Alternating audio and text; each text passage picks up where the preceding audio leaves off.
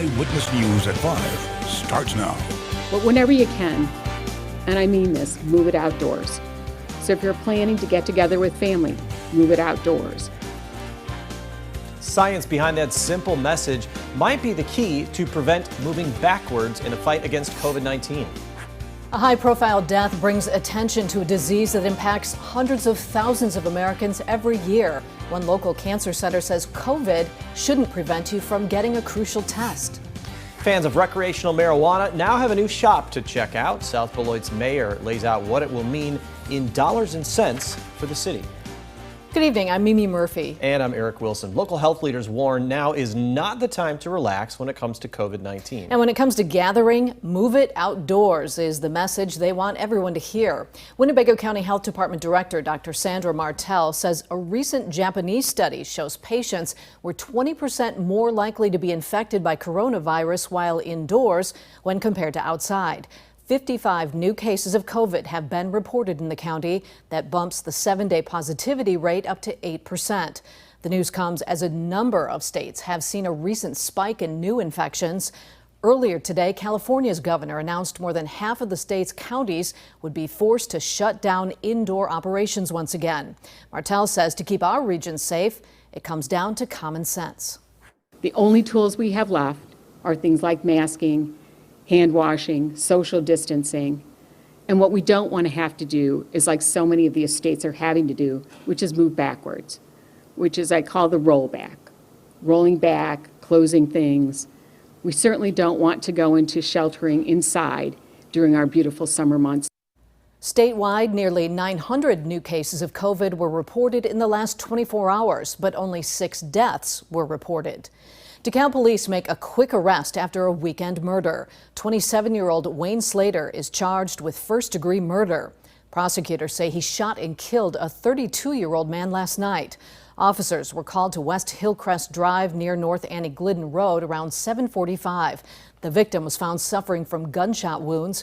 He was taken to the hospital where he was pronounced dead. He has not been identified. Slater's expected to face more charges. A local man who was shot by a stray bullet 3 years ago has died. Robert Griffin and his wife were driving on Longwood in 2017 when a bullet went through their car and struck him. Griffin has been in a vegetative state since then. On Saturday, his daughter said he passed away. She wrote on Facebook, "I can find comfort in knowing he's no longer in any pain." Police say Perion King fired the bullet trying to hit Edmund Lilly, but Griffin ended up in the middle.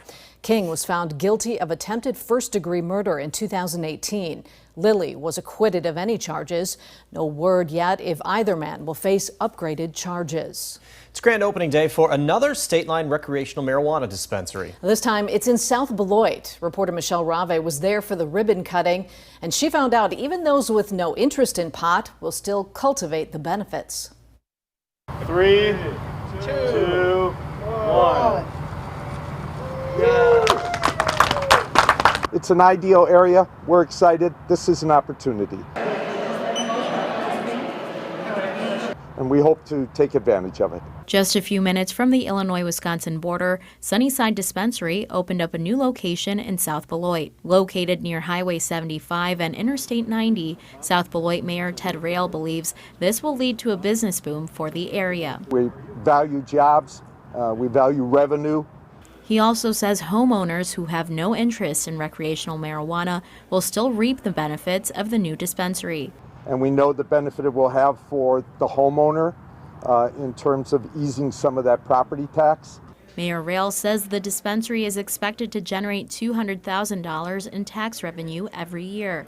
Part of that money will go to developing the city's infrastructure. You just have to drive to South Beloit and your bumpy ride will tell you that one of our primary needs is our roads, anything having to do with transportation. There was a need, and we're just really lucky that it got filled. In South Beloit, for your home team, I'm Michelle Rave.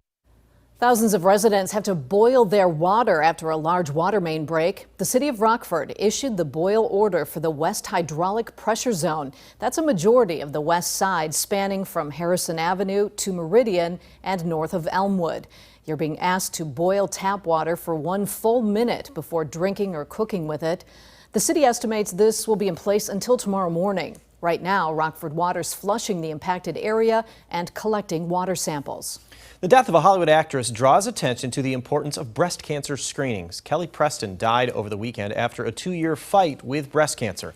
Local health experts say some women have been putting off yearly screenings due to COVID-19. But those experts say the time to get tested is now. The Swedish American Breast Health Center has made changes, including mandatory temperature checks for every patient. The key to surviving, according to experts, is find cancers early. Screening mammograms are the best way to find, a breast cancer, find a small cancer when it's still treatable. And, most breast cancers absolutely are treatable. And, but if you find it small enough, then you may avoid, a chemotherapy. You may avoid more extensive surgery. Self-exams are also important. A tip from experts: examine yourself at the same time every month. After years of controversy, the Washington Redskins make it official that the name will no longer be used. Now some lawmakers want other teams to follow suit. Trevor Shirley's keeping you connected to the nation's capital. Maryland Representative Jamie Raskin says it's past time for the Washington Redskins to come up with a new name. I've been a fan of this team since I was a little boy.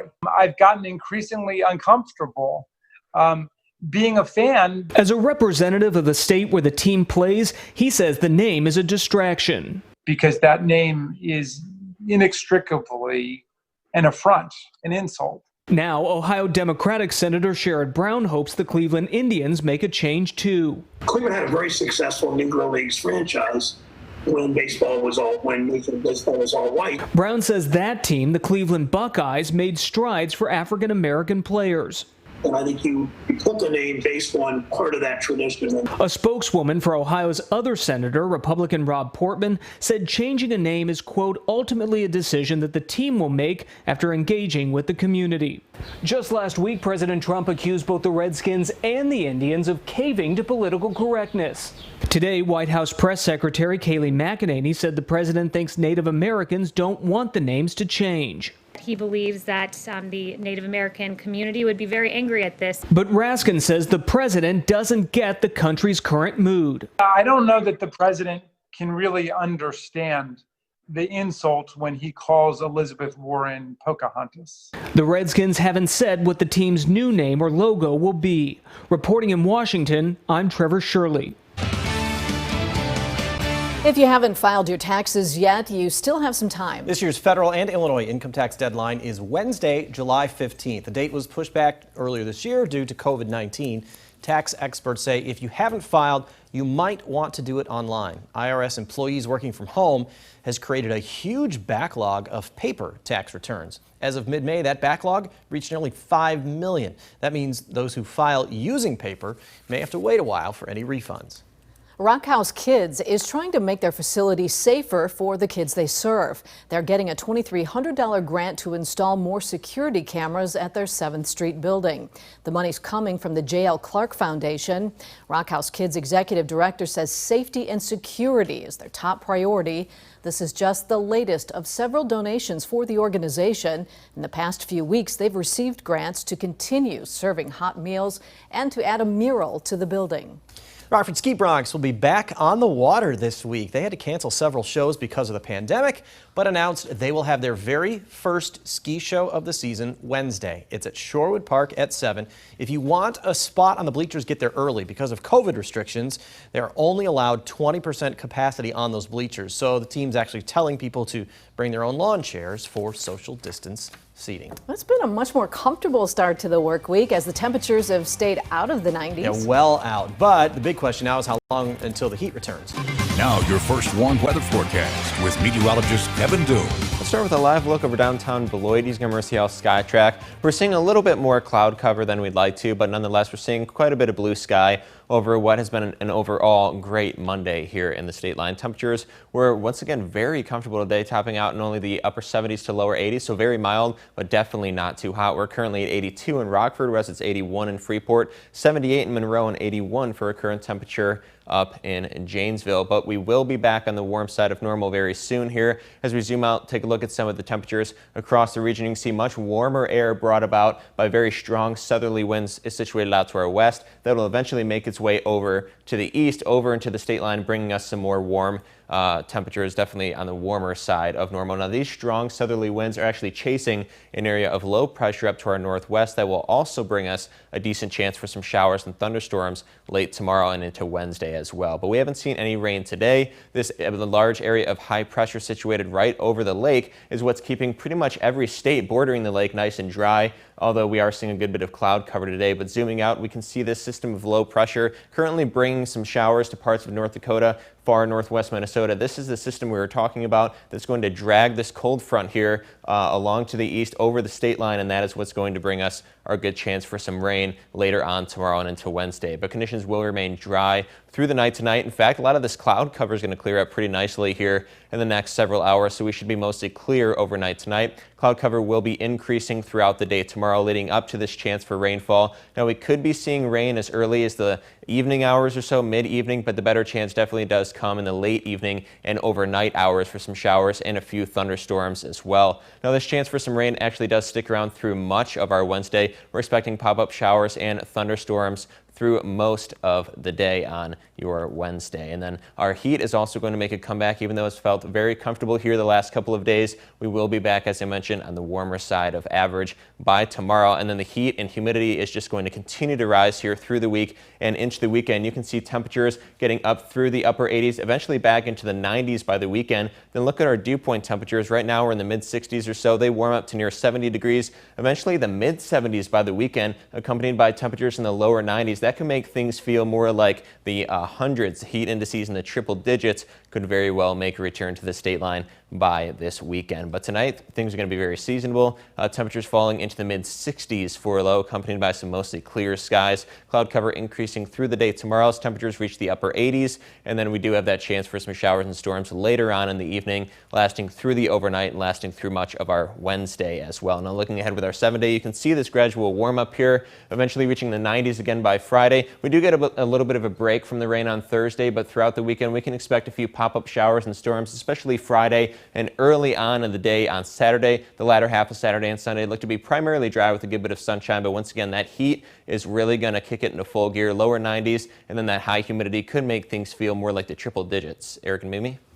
Certainly looking steamy for the weekend already. Kevin, thanks. Now, the Napleton Sports Desk with Sports Director Scott Leber. The Blackhawks opened up their training camp this morning, getting ready for a relaunch of the NHL season, and several Ice Hogs joined them. The 35-man roster included Ice Hogs MVP forward Brandon Hagel. He scored 19 goals and had 12 assists in 59 games this past season. Other Ice Hogs there included Matthew Highmore, Philip Kurashev, Dylan Sekura, Mackenzie Entwistle, and all three of the Ice Hogs goaltenders, Colin Delia, Kevin Lonkinen, and Matt Tompkins. None of the Blackhawks have opted out of the season, but Corey Crawford was absent from practice this morning.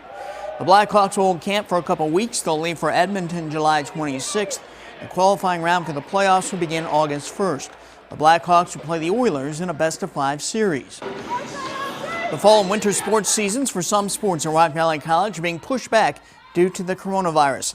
The National Junior Collegiate Athletic Association made the announcement of these shifting seasons today following a Board of Regents vote. The women's volleyball team, which would have begun competing next month, now won't start until January. The men's and women's basketball seasons have also been pushed back until January. As of now, the spring sports seasons will go on at their normal time next spring. NFL players could be wearing these new protective mouth shields when they take the field this season. The plastic sheets attached to the face guards. There are small openings in the plastic that allow for airflow, but they supposedly still are effective at blocking the majority of droplets. The shields are made by Oakley. The company consulted with doctors when designing them. As of now, the players are not required to wear them, but all teams will be receiving them this week. NFL teams are due to report to camps at the end of next week, and Aaron Rodgers said at a weekend celebrity golf tournament that he's getting antsy about whether or not the NFL can pull this off. I think there's a lot of things yet to be figured out. We're hopeful it's with fans and we can get all the testing procedures down the way they want it to for the utmost amount of safety. But I think we're kind of just waiting for the league and the PA to figure some things out.